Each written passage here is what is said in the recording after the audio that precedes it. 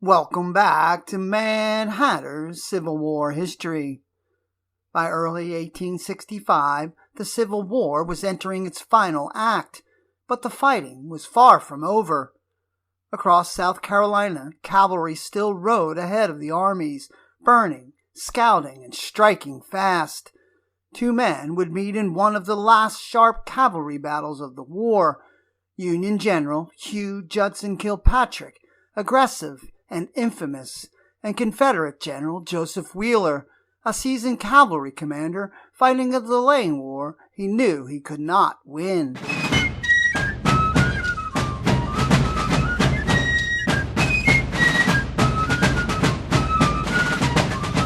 Hugh Judson Kilpatrick was a Union cavalry officer during the American Civil War, best known for his aggressive and controversial leadership style. He rose quickly through the ranks and ultimately achieved the rank of Major General. Kilpatrick earned the nickname Kill Cavalry because of his willingness to order bold and often costly cavalry attacks. Kilpatrick was born on January 14, 1836 in Wantage Township near Deckertown, New Jersey, to Colonel Simon Kilpatrick and Julia Wickham.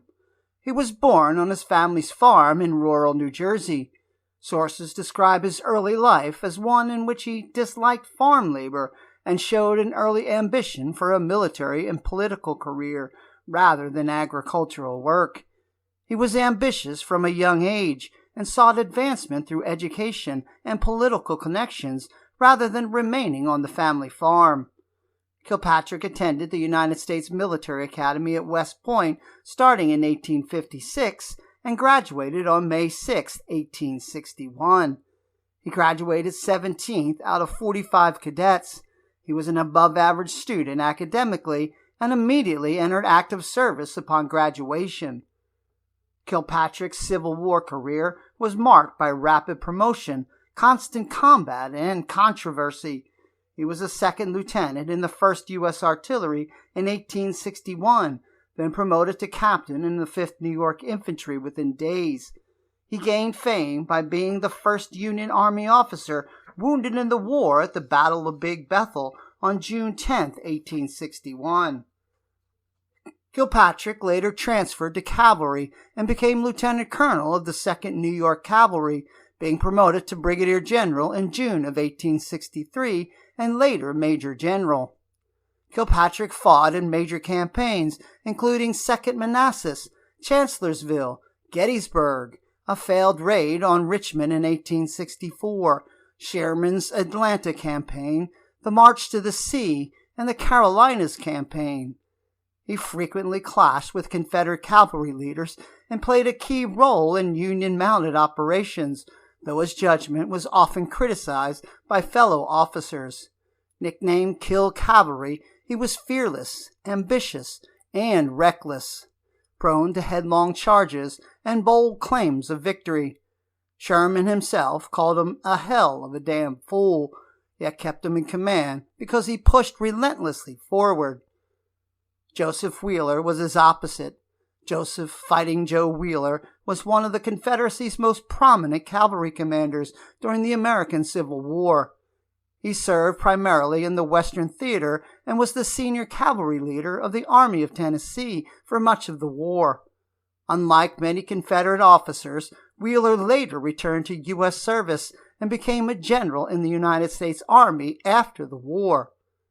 Wheeler was born on September 10, 1836, in Augusta, Georgia. Wheeler was born to parents of New England origin, Joseph Wheeler Sr. and Julia Knox Hull Wheeler. His mother died on June 26, 1842. At the time of her death, Joseph Wheeler was just 5 years old. Then his father suffered financial setbacks. As a result, Wheeler spent much of his childhood living with relatives in Connecticut and New York, giving him exposure to both northern and southern cultures from an early age. Wheeler's childhood was unsettled. He did not receive a consistent early education and moved frequently between family members. Despite these disruptions, and despite being raised partially in the North, Wheeler strongly identified as a Southerner. This background makes his later choice to serve with the Confederacy notable. Wheeler did gather himself together enough to earn an education in the United States Military Academy at West Point, entering in 1854 and graduating on July 1, 1859. He ranked 19th out of 22 cadets. He was commissioned as a brevet second lieutenant in the U.S. Army and served with mounted units in the American Southwest prior to the Civil War, gaining early experience in mobile warfare.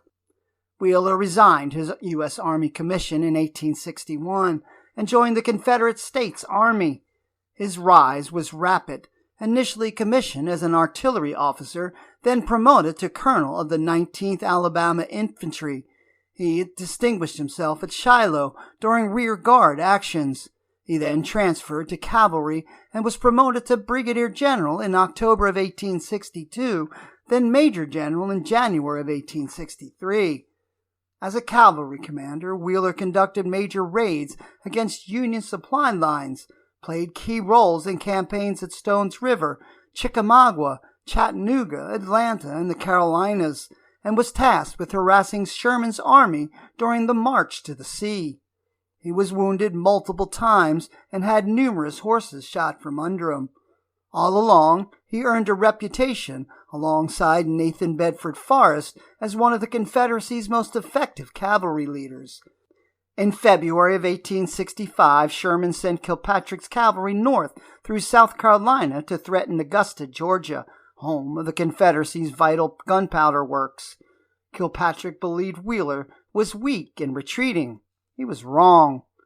Wheeler concentrated roughly 4,500 Confederate cavalry near the town of Aiken, South Carolina, and prepared a classic cavalry trap, drawing Kilpatrick forward with skirmishers before closing in from the flanks. On the morning of February 11, 1865, Kilpatrick advanced into Aiken, expecting little resistance. Wheeler's skirmishers fell back just as planned. Then the Confederate cavalry struck. Mounted charges erupted in and around the town. Carbines cracked. Sabers flashed. Fighting spilled into the streets and fields, devolving into close-range chaos. At one point, a Confederate trooper reportedly rushed Kilpatrick himself and fired a pistol, only for it to misfire. Kilpatrick escaped, but his command did not fare as well. By midday, Wheeler had driven the Union cavalry back, inflicting heavy losses and forcing Kilpatrick to retreat toward Montmorency. Tactically, Aiken was a Confederate victory, one of the last of the war. Wheeler held the field, and Kilpatrick withdrew. Strategically, it changed nothing. By concentrating his cavalry against Kilpatrick, Wheeler left Columbia, South Carolina exposed. Within days, Sherman's infantry entered the city, and much of it burned. Kilpatrick, true to form, claimed victory anyway. Wheeler knew better, but at the same time also knew the war was lost. The clash at Aiken was more than a skirmish. It was a study in contrast, reckless versus restraint, aggression versus experience. Kilpatrick rode on with Sherman to the end of the war. Wheeler rode until there was nowhere left to go. Thanks for watching this episode of Mad Hatter's Civil War History. Like, follow, and click the bell for notifications to ensure you see all the latest content. As always, let me know if there's any other important events of the American Civil War you would like me to address.